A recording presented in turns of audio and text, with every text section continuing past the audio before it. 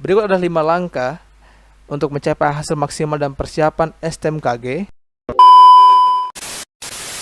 Halo bro, kembali lagi bersama saya Kak Uli dalam channel favorit kita.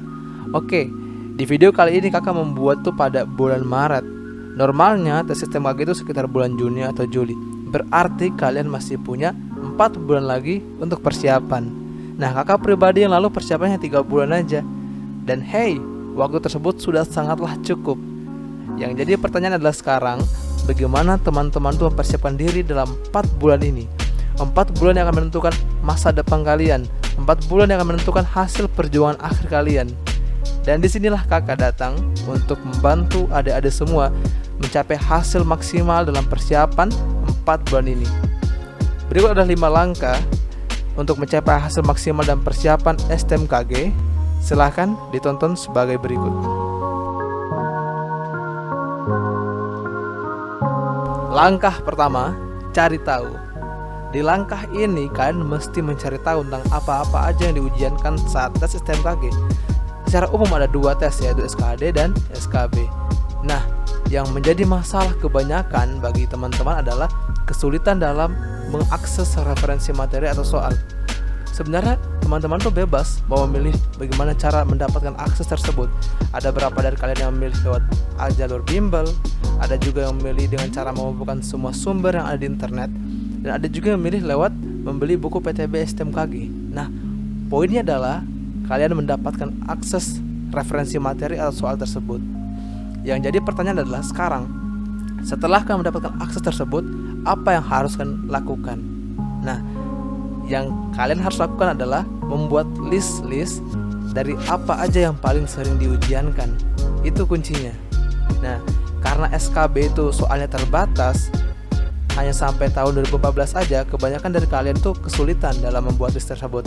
Tapi tenang aja, kakak udah buatin dalam channel ini. Silahkan dicek di atas.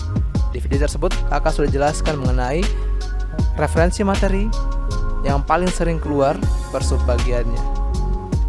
Ada sebuah pepatah yang mengatakan bahwa lebih baik kesulitan saat persiapan daripada keringatan saat ujian.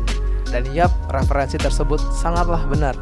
Daripada kalian menyesal karena nggak persiapin maksimal saat ujian, jadi mending dari sekarang kan belajar bersungguh-sungguh.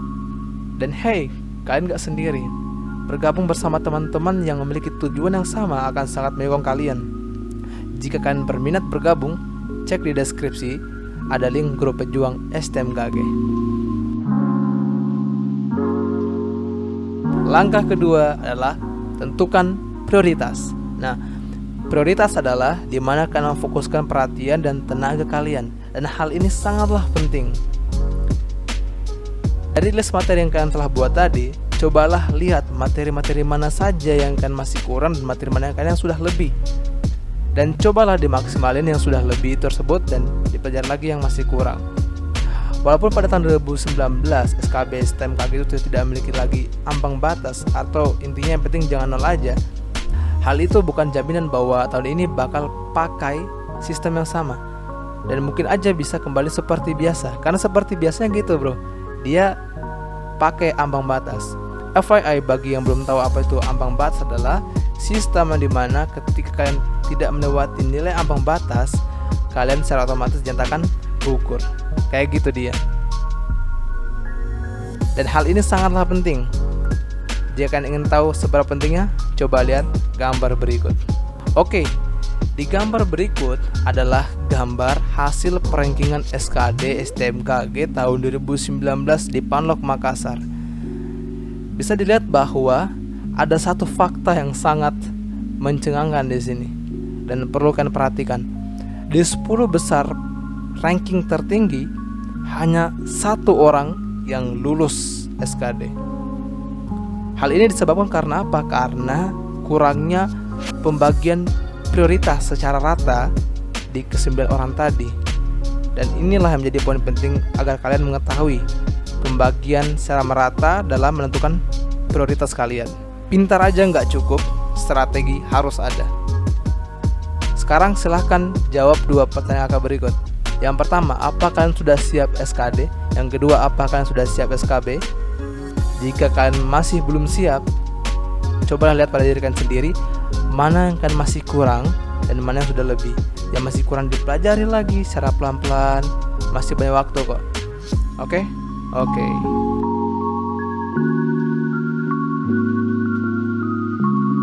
Langkah ketiga, tentukan target. Oke, target adalah tindak lanjut dari prioritas.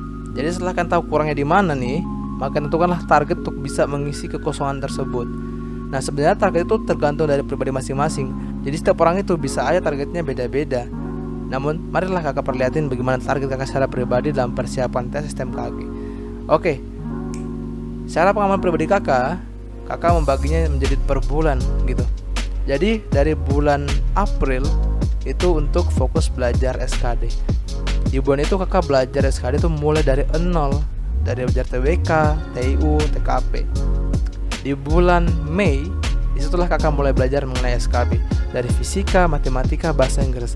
Karena bahasa Inggris kakak itu masih kurang, kakak sadari itu, makanya kakak habiskan 1/2 dari waktu tersebut untuk belajar bahasa Inggris. Mulai dari mendownload aplikasi grammar dan tenses di Play Store, mengerjakan soal-soalnya, memperdalam lagi materinya, dan masih banyak hal yang kakak lakuin. Di bulan Juni, nah di sini adalah review bebas. Monggo kalian kerjakan semua jenis-jenis soal SK dan SKB. Monggo dikerjakan sebanyak-banyaknya. Makin banyak kan kerjakan soal tersebut, makin besar peluangnya kan ketemu sama ujian tersebut. Bulan Juli adalah pelaksanaannya. Yakinlah pada kemampuan kalian dan berserah diri kepada Tuhan akan hasilnya nanti. Langkah keempat adalah membuat jadwal. Jadwal ini sangatlah penting bagi kalian, dan kakak tidak bisa mematok jadwal bagi setiap orang dari kalian, karena jadwal ini sebenarnya ada hal yang spesifik yang bisa ditentukan masing-masing pribadi kalian. Dan intinya adalah buatlah jadwal yang bisa membuat target yang telah kalian buat tadi itu tercapai. Itu aja poinnya. Kakak tahu ada yang mungkin sedang menonton video kakak ini adalah memiliki banyak hal lain yang dipersiapkan. Contohnya ada misalnya persiapan UTBK, atau mungkin ada yang lagi mempersiapkan tugas kuliah dan sebagainya, atau tugas sekolah. Secara umum kakak membagi menjadi 3 besar golongan orang-orang yang ingin masuk ke STMKG atau ingin tes STMKG saat ini ya. Yang pertama adalah fresh graduate. Nah, fresh graduate atau lulusan baru ini adalah mayoritas biasa. Dilema yang dirasakan oleh fresh graduate ini adalah kesulitan menyesuaikan waktu belajarnya dengan tugas sekolah, waktu belajar di sekolah, dan persiapan UTBK-nya. Jadi gini, khusus buat teman-teman semua ya yang fresh graduate, kakak punya teman juga yang lalu lulusnya itu dari jalur sama dengan kalian, dan dia nilainya lulusnya dengan nilai yang cukup tinggi. Dan ternyata karena apa? Karena ia pintar membagi waktu. Dikarenakan dia full day school, jadi dia belajarnya itu setelah maghrib sampai sekitar jam 8. Nah itu dia fokus belajar untuk apa? Untuk UTBK dulu. Lalu setelah jam 8 sampai sekitar jam 10, nah dia itu fokus belajar ke SKD kayak gitu. Dan info baik bagi kalian semua, kakak infonya, jika kalian sedang belajar untuk UTBK, khususnya Saintek, sebenarnya itu kan sedang belajar juga untuk SKB bro, kayak gitu. Karena materinya sama, similar. Oke. Golongan kedua adalah mahasiswa yang sudah kuliah. Jadi masalah yang paling umum dirasakan oleh golongan ini yang kedua ini adalah apa? Kesulitan bagi waktu dengan tugas-tugas kuliah dan aktivitas mahasiswa yang sangatlah banyak. Kakak tahu ini. Nah, untuk kalian yang golongan kedua ini, kakak memiliki solusi tersendiri yang khusus, yang kakak sebut sebagai apa? Aturan 1 jam sehari. Jadi sisihkanlah 1 jam sehari, bebas waktunya kapan aja, ya penting konsisten. Dan di waktu tersebut silahkan kalian berbuat apa aja yang penting ada kaitannya sama STMKG. Mau browsing tentang STMKG itu apa, di YouTube, di Instagram, di media sosial kalian semua. Mau pencari soal, mau nyari-nyari tentang STMKG dan hal lainnya. Intinya adalah konsisten, itu aja. Yang kakak yakini adalah ketika kalian telah mulai nyaman dengan 1 jam tersebut, maka secara sendirinya 1 jam tersebut akan meningkat sehingga kan nanti bisa mempersiapkan secara maksimal kayak gitu. Yang ketiga adalah jalur gap year. Khusus jalur ini, khusus ada yang masuk dalam golongan ini, kakak ucapin selamat buat kalian, karena akan punya satu kelebihan yang tidak dipunyai oleh golongan lain, yaitu adalah waktu luang. Kakak sangat tahu ini, karena kakak sebenarnya dari jalur yang sama, yaitu jalur gap year. Jadi kita memiliki waktu luang yang sangatlah banyak yang bisa dimaksimalkan untuk persiapan STMKG. Kan sangat bisa untuk memaksimalkan waktu luang kalian tersebut. Oke, nggak usah pedulin dan apa-apa nih kata orang lain tentang kalian, misalnya tetangga kalian atau sebagaimana. Buktikanlah dengan kelulusan kalian, karena kelulusan tersebut adalah hal terindah yang dapat kalian berikan pada orang tua kalian dan diri kalian sendiri, dan tamparan paling keras yang kalian berikan pada orang-orang selama ini meremehkan kalian. Langkah kelima atau langkah terakhir, yaitu eksekusi. Oke, jadi langkah kelima adalah langkah yang paling penting dan langkah inti dari kelima langkah ini. Karena tanpa adanya eksekusi, sia-sia kalian telah membuat tadi jadwal, target dan sebagainya, itu sia-sia bro. Dan itu bakal nantinya kurang maksimal. Yang perlu kalian ingat dalam tahap ini adalah konsistensi. Konsisten ya. Dan jika semisal kalian itu merasa lelah di tengah-tengah konsistensi kalian tadi, di tengah-tengah perjuangan kalian, it's fine, nggak apa kode, nggak apa-apa merasa lelah. Jika merasa lelah, beristirahat sejenak, beristirahat.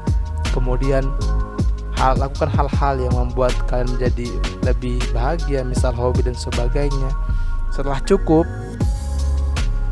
bangkitlah kembali, berdiri dan lanjutkan berjuang.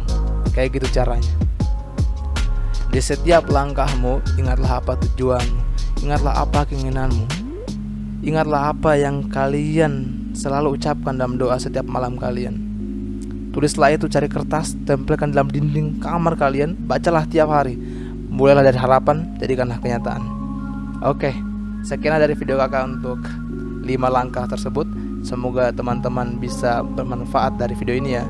Kakak ucapkan terima kasih karena telah menonton video ini sampai akhir. Dan seperti biasa, jangan lupa makan, jangan lupa berdoa, semoga yang kalian usahakan dimudahkan. Wassalamualaikum warahmatullahi wabarakatuh. Sampai jumpa di next video.